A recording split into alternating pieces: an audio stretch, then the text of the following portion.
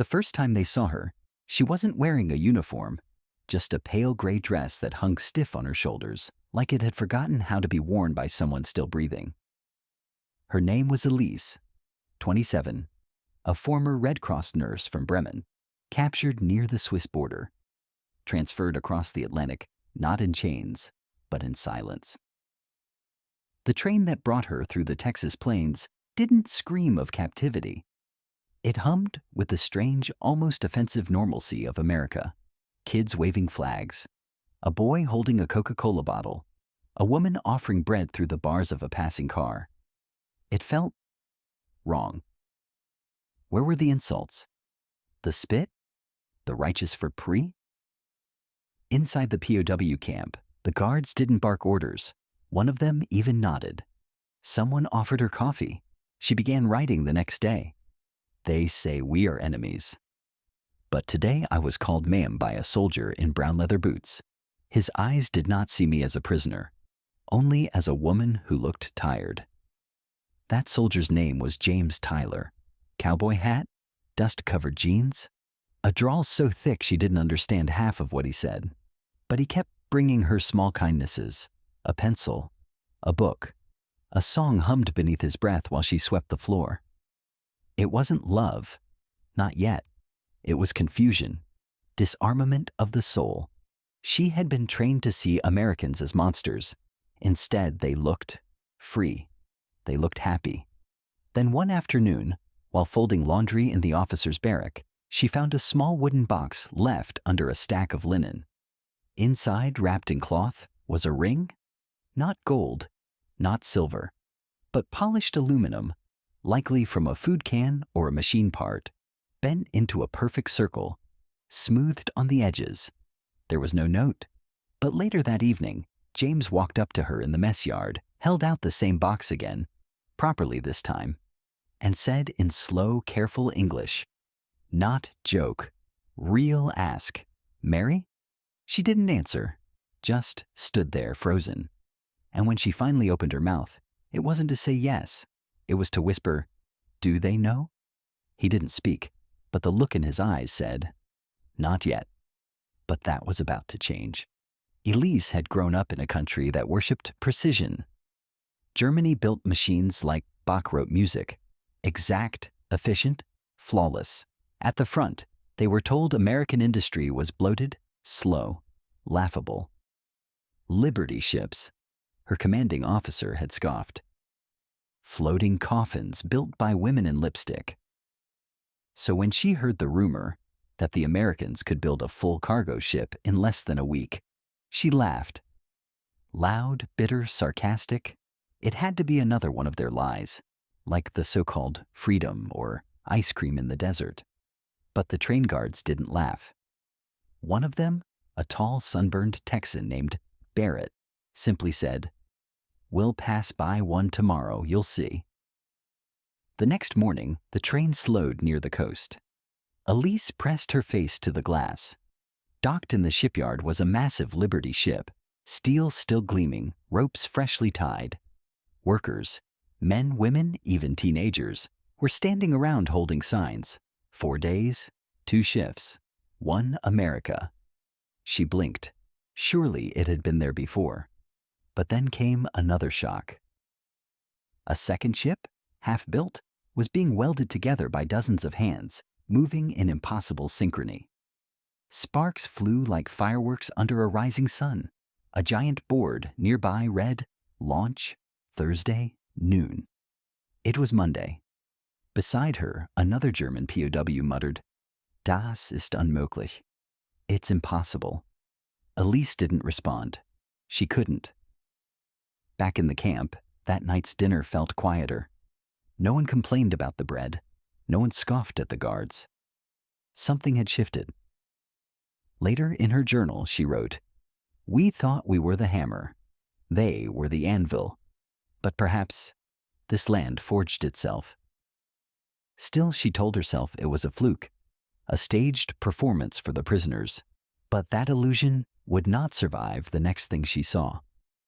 They kept the lights on even when no one was watching. The first night in the Texas camp, Elise couldn't sleep. not because of fear, but because of the light.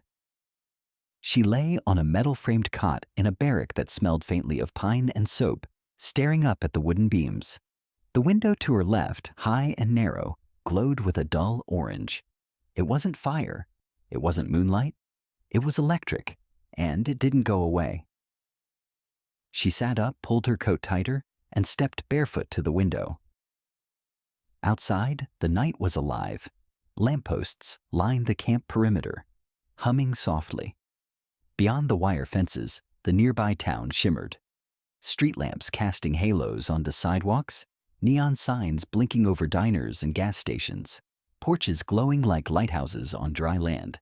Back in Bremen, even hospitals blacked out after sunset. Coal was rationed. Bulbs were luxuries.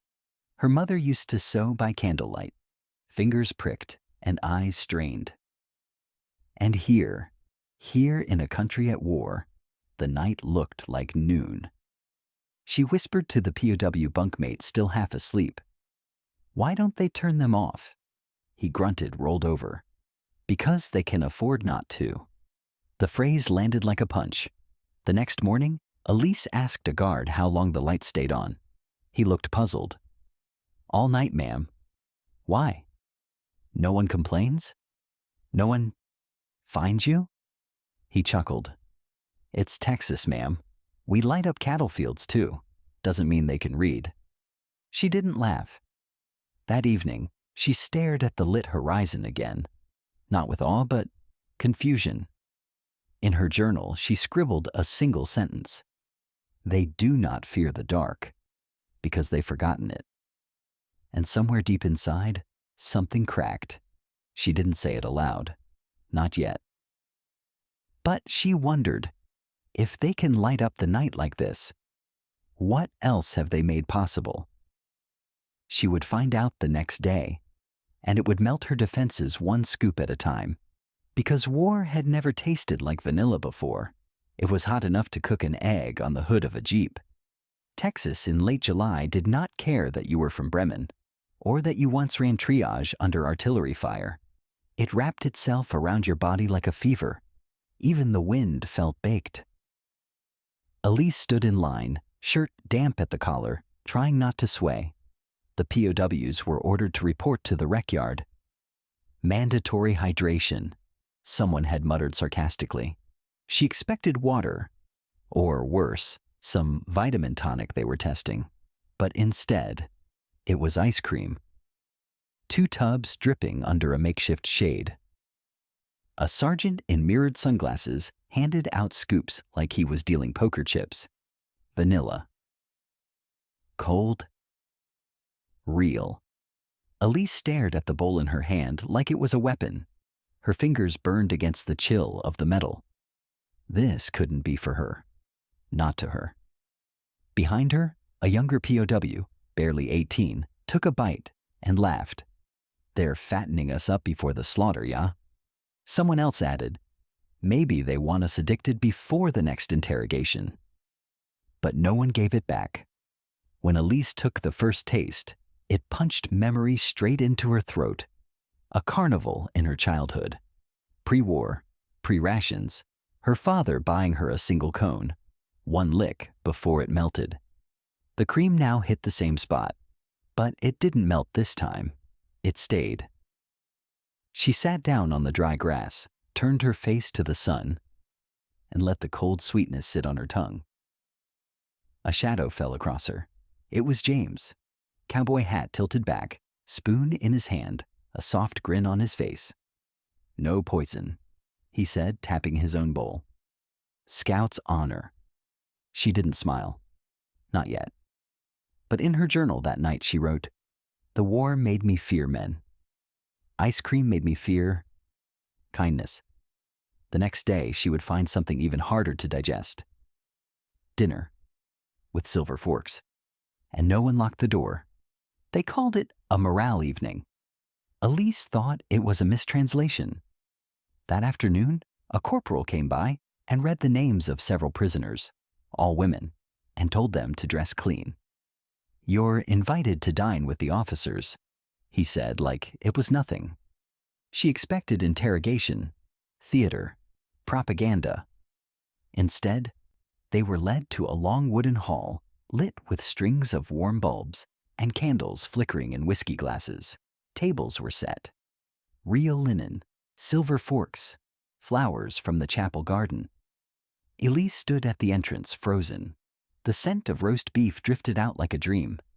She hadn't smelled meat, real meat, in over 2 years. One of the other women whispered, "This isn't dinner, it's a trap."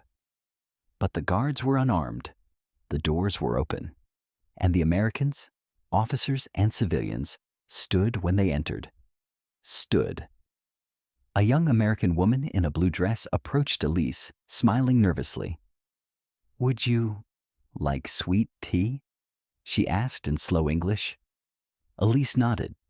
Her hands trembled as she took the glass. It was cold, sugary, insultingly pleasant. Then came the meal. Rolls with butter, mashed potatoes, and roast. Thick slices, perfectly cooked, served with gravy. No one shouted, no one rushed. James was there at the far end of the room. He raised his glass. Just water, but it felt like wine. Elise didn't know where to look.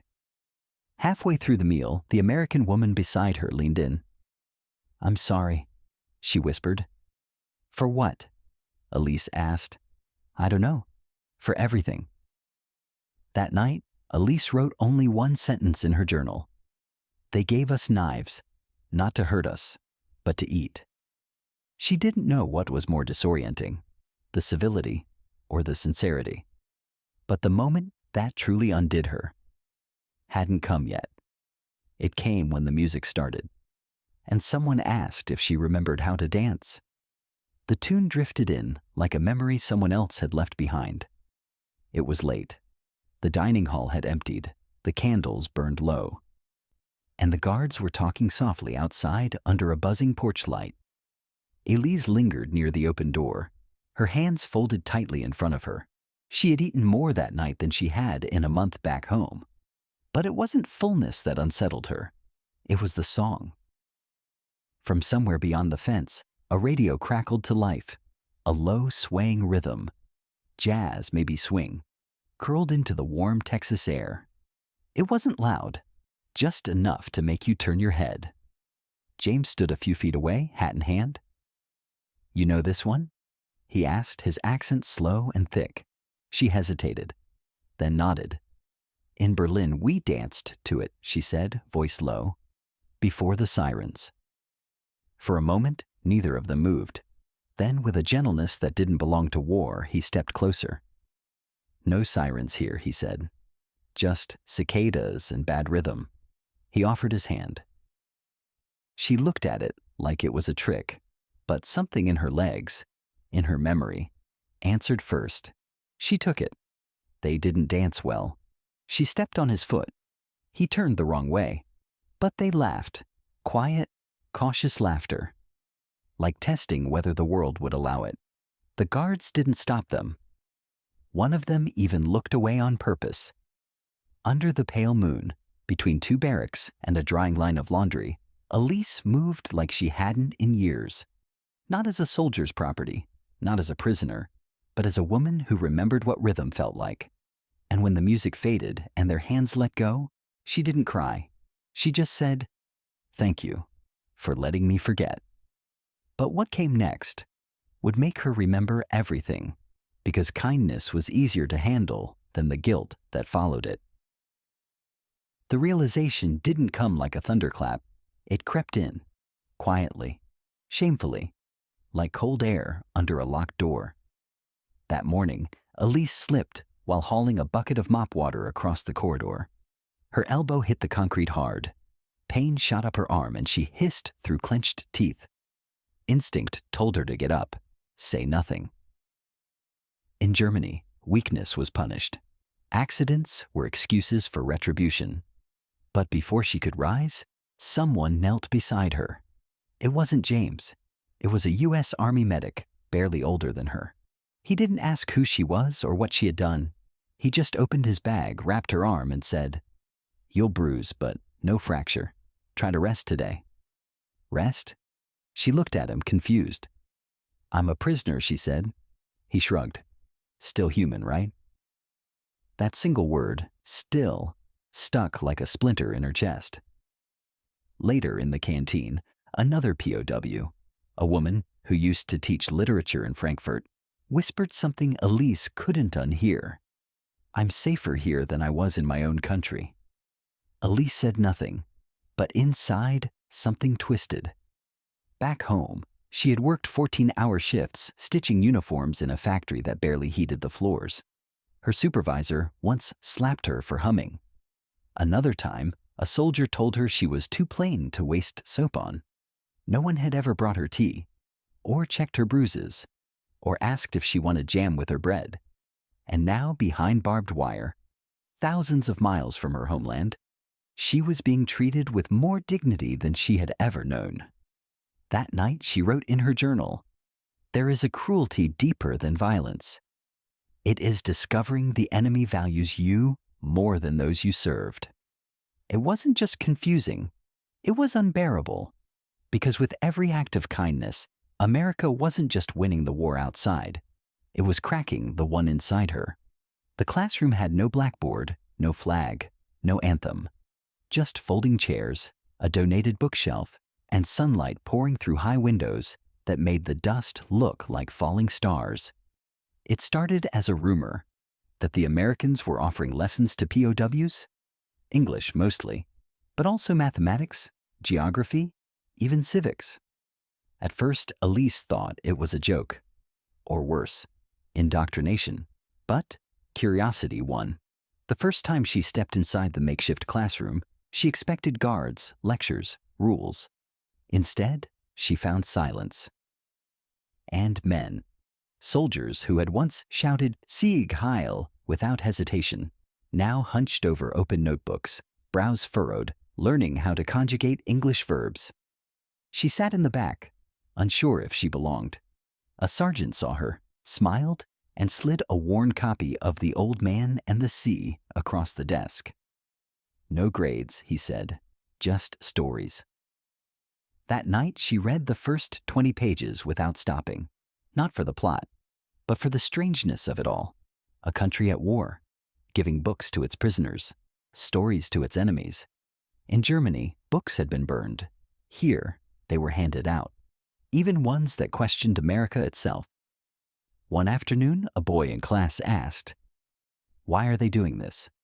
An older prisoner replied without looking up, "Because they want us to leave here thinking differently than when we came." Elise stared at the man's hands. They were shaking, not from age, from the weight of understanding. That night in her journal, she wrote, "They are not re-educating us. They are letting us re-educate ourselves. And perhaps that is far more dangerous." She had come to America expecting handcuffs and hatred.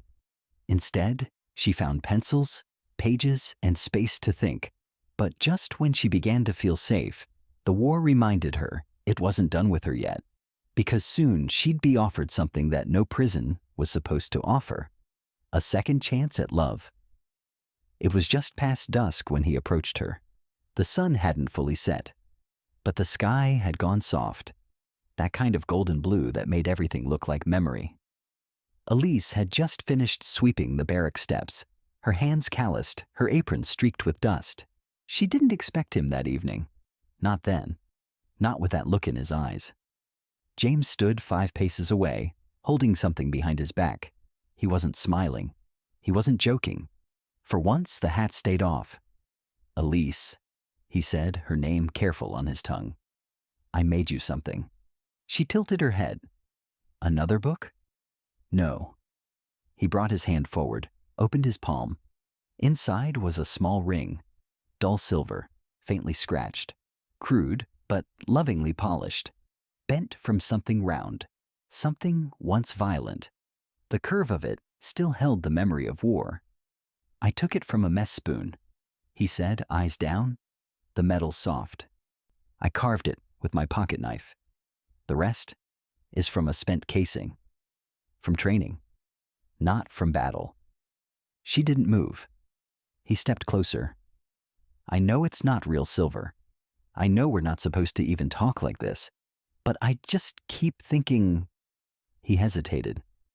The air thickened. If war can break all the rules, maybe peace can too.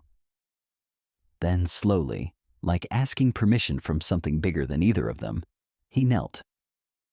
Will you marry me? He asked, quiet as wind through grass. She blinked.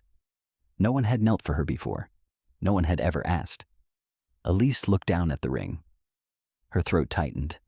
It was too much, too impossible, too dangerous. But she didn't say no. She whispered, do they know? James didn't answer. Just stood, still holding out the ring, as if giving her time to run. But she didn't run. She took it. And the camp, the whole camp, seemed to hold its breath. What neither of them knew was that someone had seen everything, and the army doesn't take kindly to broken walls, even when they're around hearts. They came for her before sunrise. 2 MPs. No shouting, no manhandling, just a folded paper with a red stamp, and the kind of silence that meant this wasn't routine. James wasn't there when they led her away. She didn't ask where he was. She didn't need to. She could feel it. The sudden distance. The way every step felt like a door closing behind her. They brought her to a small room inside the administration building. 1 table, 1 chair, 1 American officer, sleeves rolled up, coffee steaming beside a thick file folder. He didn't look angry. Worse, he looked disappointed. Elise Weber, he said, reading from the folder. Born 1917, Bremen, Red Cross nurse, captured March 1945. He closed the folder, paused. Did you accept a marriage proposal from Private James Tyler on June 12th within this facility? Her mouth dried instantly. The officer leaned forward. You don't have to answer, but I suggest you do. Elise swallowed. Yes, she whispered. He didn't react, just nodded once, scribbled something. Then came the question that stunned her more than the summons. Why? She blinked. What do you mean? Why him? Why now? Why here? She stared at the wall. For a long moment she said nothing. Then, because he sees me. The officer tapped his pen. He's a U.S. soldier. You are, technically, an enemy alien. I'm also a woman, she replied sharper than she meant. And he treats me like one, like I matter. The officer's face didn't change. But his eyes, they flickered. You know this can't go forward, he said. Military policy forbids fraternization with prisoners, especially this kind.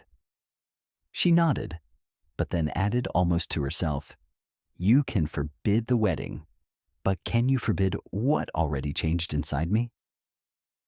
The room fell quiet, and outside the door, someone, maybe James, maybe not, stood listening, holding a wooden ring that now meant something dangerous, because the war was over.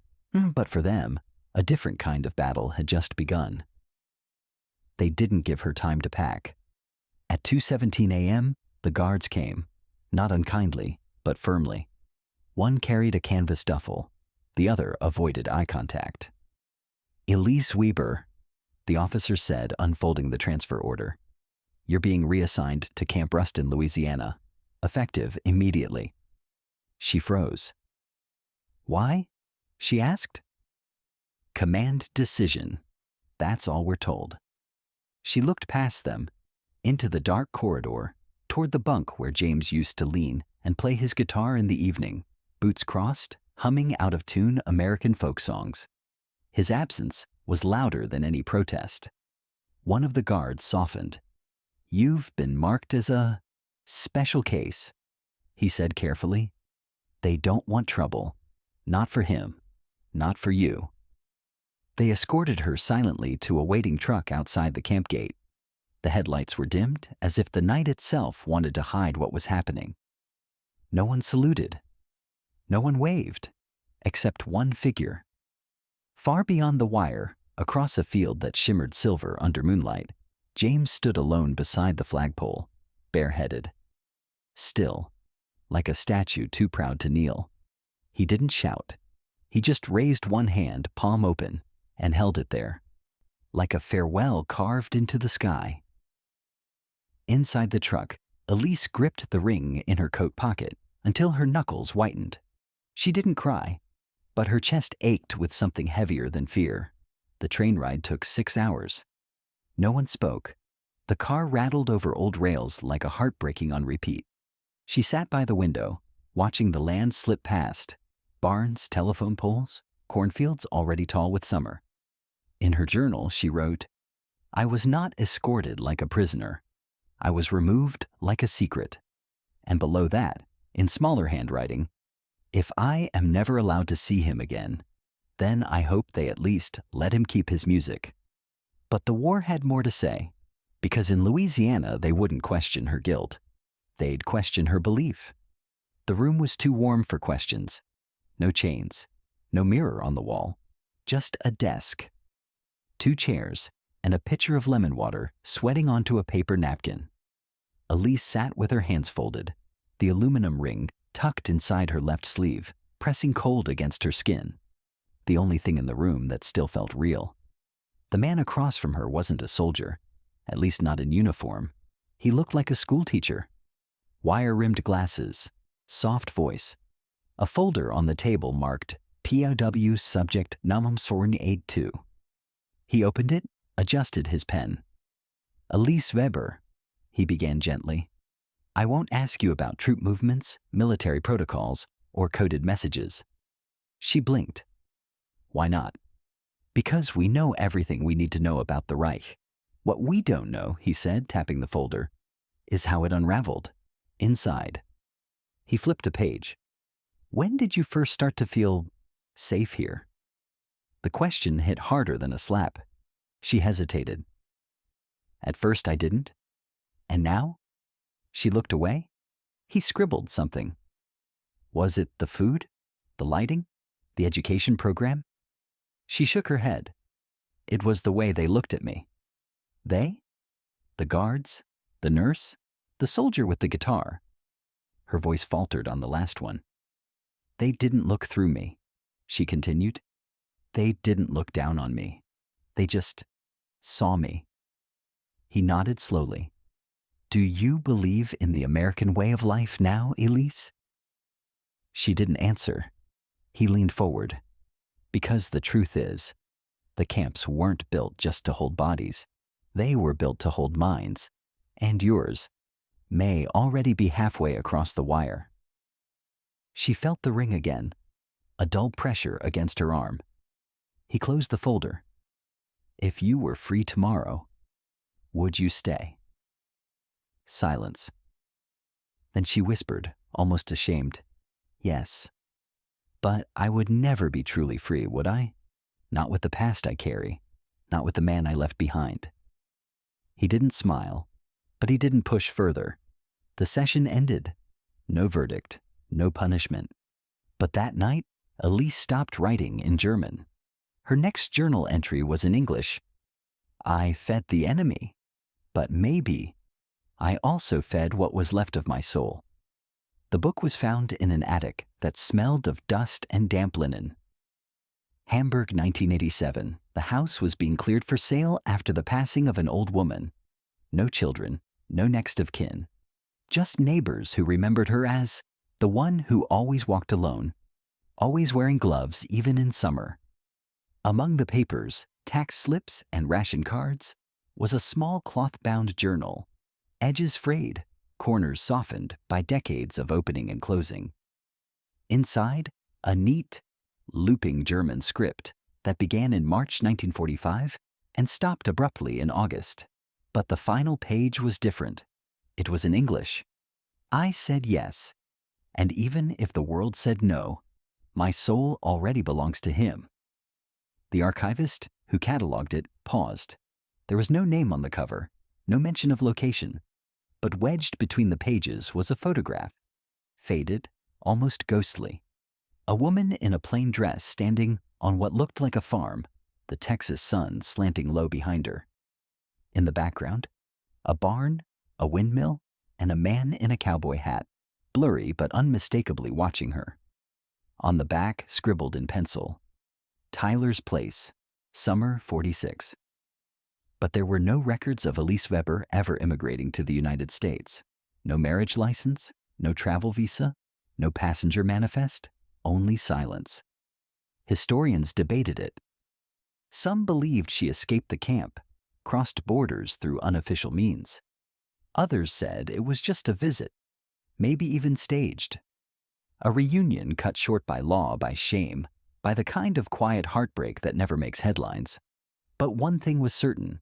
She had not forgotten, and she had never stopped writing. Inside the back cover of the journal was a pressed flower, yellowed, brittle, but intact. A bluebonnet, native to Texas, and beneath it, 4 words written in the faintest ink. Free, just not together.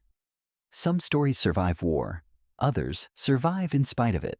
But this one refused to be buried. Tea was the kind of box people forget they've saved.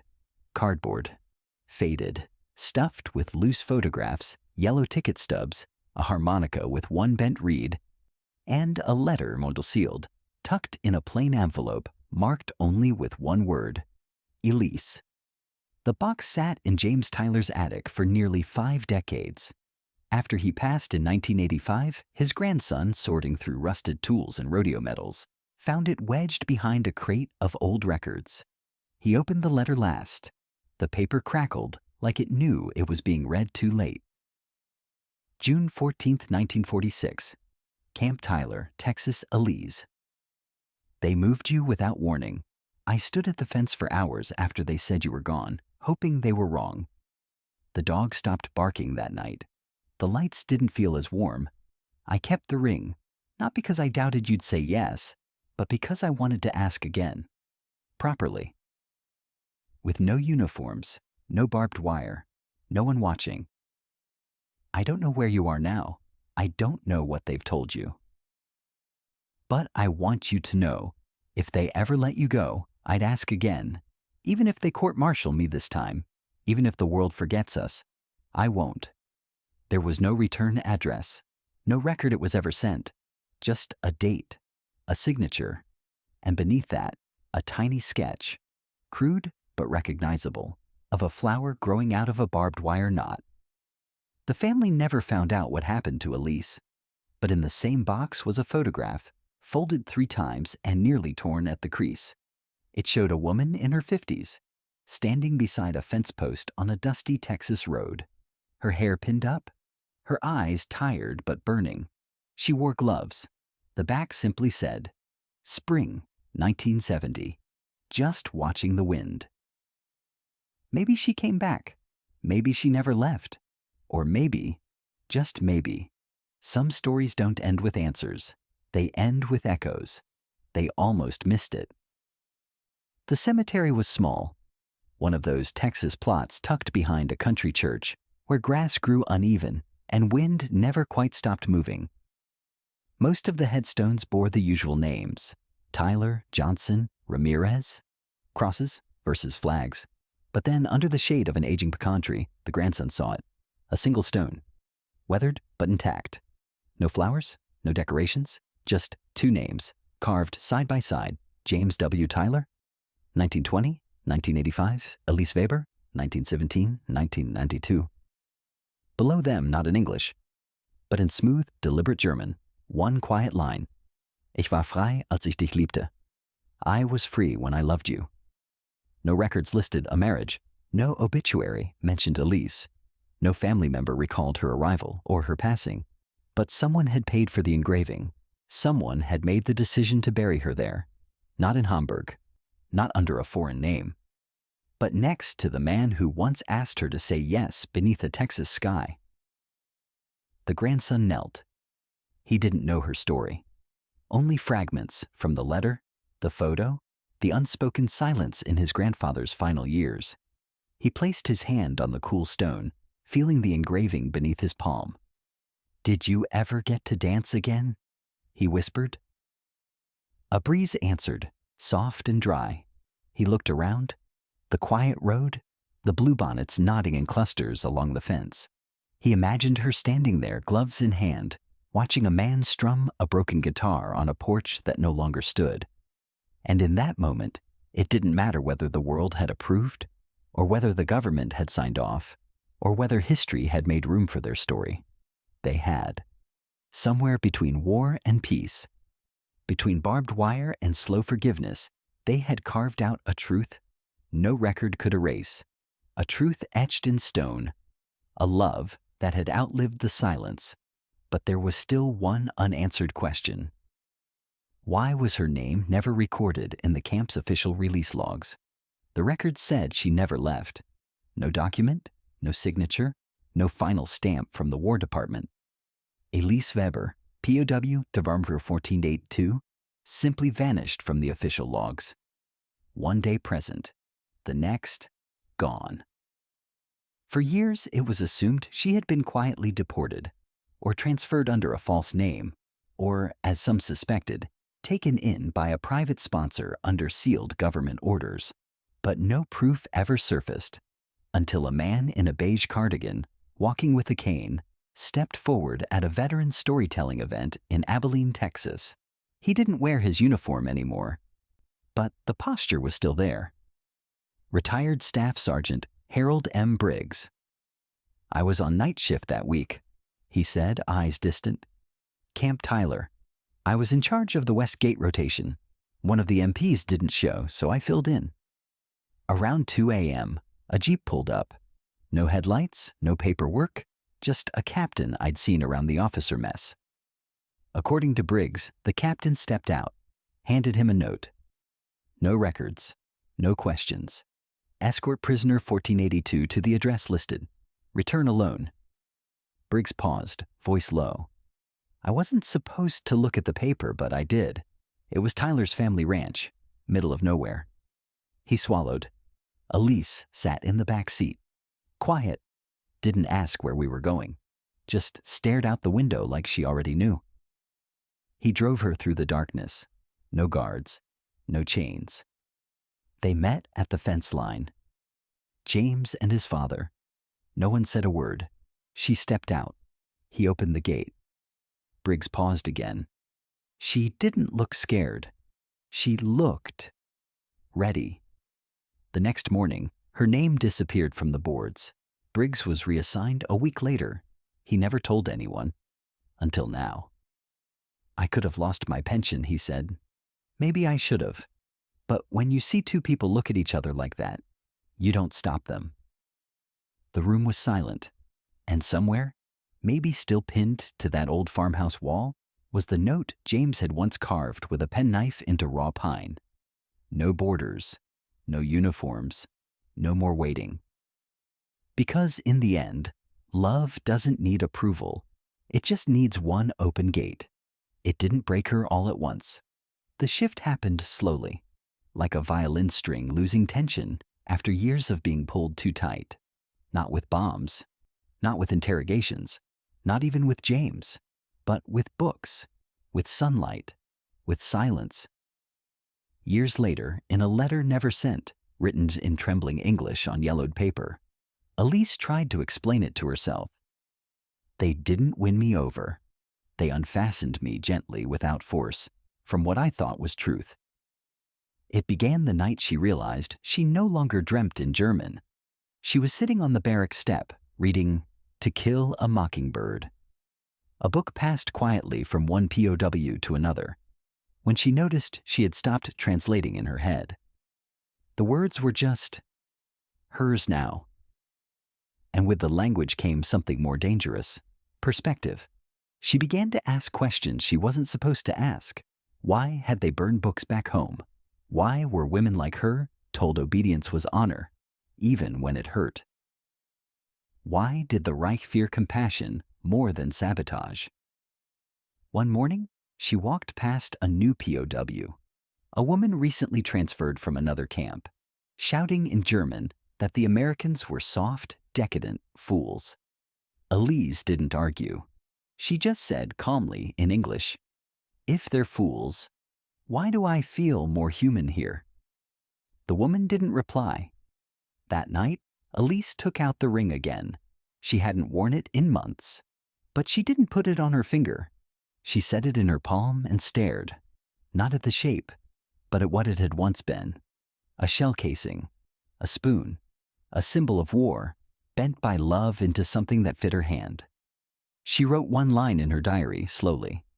"America did not conquer me. It revealed me to myself." It wasn't about sides anymore. It wasn't even about James.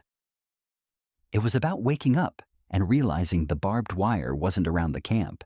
It had been around her mind, and someone had quietly snipped it, strand by strand, without her noticing, until she could finally breathe again. It came without warning. Texas rain doesn't ask permission. One moment, the sky was blinding blue, cicadas droning through the heat. The next, a crack of thunder like a cannon shot, and the heavens opened. The POWs scattered from the yard, laughing and shouting, holding buckets, lifting their faces. Summer storms were rare but welcome. Elise stood at the edge of the laundry line, frozen, her arms full of drying shirts. She could have run. She should have. But she didn't. She let it hit her. The drops were warm, thick as milk, soaking her dress in seconds, pulling her hair from its braid. The cotton clung to her like memory, and in that instant, with thunder rumbling like some old god waking, something inside her gave way. She dropped the shirts, closed her eyes, and wept. Not with sound, not with anguish, but with something far older. A grief that had waited, patiently. Behind every gesture of kindness, every book she was allowed to read, every quiet evening, she wasn't punished for existing. It wasn't just for James. It was for her father, who told her loyalty meant silence, for her mother, who never touched her without duty, for her country, which had loved only the obedient, and for the girl she had once been, the girl who believed being feared was the same as being strong. Rain ran down her cheeks, and no one could tell if it was tears. Across the yard, a young American soldier saw her and started to approach, then stopped. He knew. Some things aren't interrupted. That night, soaked to the bone and wordless, Elise wrote nothing in her journal. But in the margin of the previous page, next to the line, "America revealed me to myself," she drew something. A single-line sketch of a woman. Arms open, face turned to the rain, no fence in sight, and beneath it, one word: unchained. Because the camp hadn't vanished, but her prison had. They still called her the German girl. Even the kind ones, the nurses, the guards, the cook who always gave her the softer bread ends. To them, it was just a label, a direction on a map, a simple fact. But for Elise, it had once meant everything. It had meant loyalty, purity, superiority, discipline. It had meant that she belonged to something greater, even when that something broke people like twigs and burned books like trash. So when a young American mechanic waved at her one afternoon and called out, "Hey, German girl, you dropped your scarf," she turned slowly. She expected the old sting, the shame, the instinct to correct him. "I have a name," but it never came. Instead, she smiled, not wide, just a curve, subtle, quiet, deliberate, because he wasn't mocking her. He wasn't accusing her. He was just reminding her of where she came from, not who she still was. She walked over, took the scarf, and said, "Thank you," in English. He tipped his cap, embarrassed. Didn't mean to offend. "You didn't," she said, folding the cloth. "You reminded me that I don't belong to that word anymore." That night, she stood in front of the small cracked mirror above her cot. No makeup, no uniform, hair shorter than she used to wear it, face leaner, eyes older. She didn't recognize herself, but for the first time she didn't want to. She wasn't the nurse from Bremen. She wasn't POW 11482. She wasn't even James's almost wife. She was someone in between, someone becoming. In the final pages of her second journal, she wrote, "Names are maps, but I have burned mine. Now I walk without borders, and for the first time I don't need permission to feel whole." The fences were still there, but somehow they no longer faced inward, and soon neither would she. It was sometime past midnight when she woke, not from a sound, but from the absence of one. No wind, no distant harmonica, not even the rhythmic creak of the bunk above her, just stillness. Elise sat up slowly, blanket slipping off her shoulders. The moonlight leaked through the high window, casting long pale stripes across the concrete floor like quiet bars.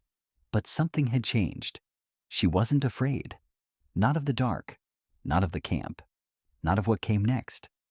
For years, every day had been a negotiation between memory and survival, between rules and longing. The past weighed like wet wool on her skin.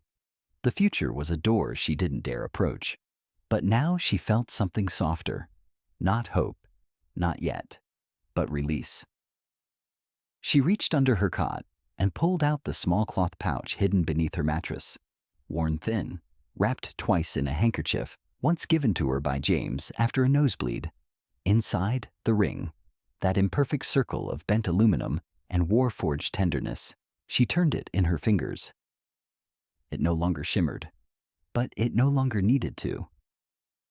She didn't cry. Instead, she wrapped it again, tightly with care, and tied the cloth with a single knot. Then she stood, walked to the small dresser by the window, and placed it inside the drawer. She did not do it to forget him. She did it to carry him forward, in memory, not in waiting. In her journal, the very last entry, she wrote, "Tonight, I sleep without a flag over my head, without a command in my ear, without a face in my dreams that I must explain. I don't know where I will go. I only know I'm not going back." She lay down again, hands folded on her chest like someone at peace. And for the first time in years, she didn't rehearse answers, didn't plan for questions, didn't brace for pain. She just breathed. Free.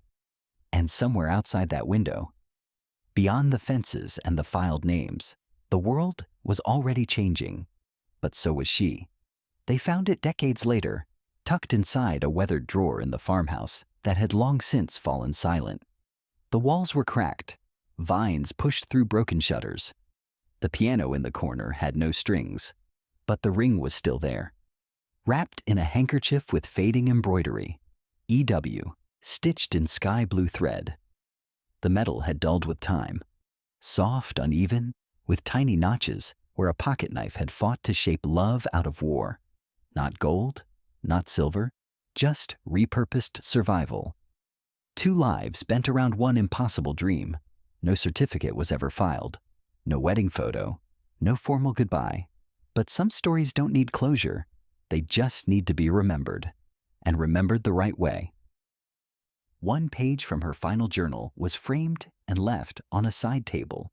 It wasn't long, just 5 lines, but it read like a whisper across generations. "They taught me that love was a duty. Then he showed me it was a choice. I was trained to obey flags, but he handed me a flower. I chose the flower."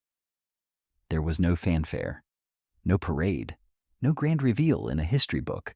But for one woman who crossed oceans in chains and left without them, the war ended not when peace was declared, but when she stopped asking permission to be human.